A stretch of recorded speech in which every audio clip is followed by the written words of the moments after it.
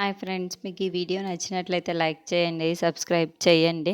కార్తిక్ వాళ్ళ స్వప్న దగ్గరికి వచ్చి, ఈ అమ్మాయి నా కూతురే, నాకు కావేరికి పుట్టిన అమ్మాయి అని చెప్పేసి అంటూ ఉంటాడు. ఆ మాటలు వినగానే అక్కడున్న కార్తిక్ వాళ్ళ తాతయ్య అయితే చాలా కోపంగా వచ్చి, ఏంట్రా ఏమన్నావు అని చెప్పేసి తన చెంప మీద గట్టిగా కొడుతూ ఉంటాడు.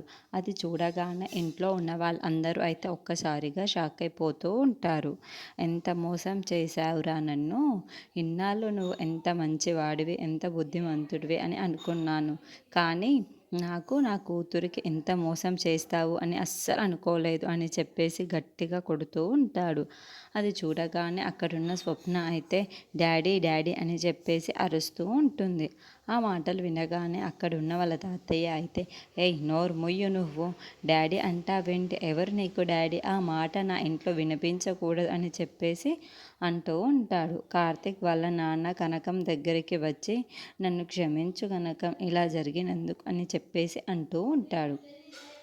ఆ మాటలు వినగానే అక్కడున్న కనకం అయితే, ఎందుకండి ఇలా చేశారు, మీరు ఇలాంటి వారని నేను ఎప్పుడూ కలలో కూడా నేను ఊహించుకోలేను, కానీ మీరు ఇలా చేసినందుకు నాకు చాలా బాధగా ఉంది అని చెప్పేసి చాలా బాధపడుతూ ఏడుస్తూ అంటుంది. ఇలా మీరు డాడీ ఇంకా ఏమీ మాట్లాడొద్దు, ఇక్కడ నుండి వెళ్ళిపోండి అని చెప్పేసి అంటూ ఉంటాడు.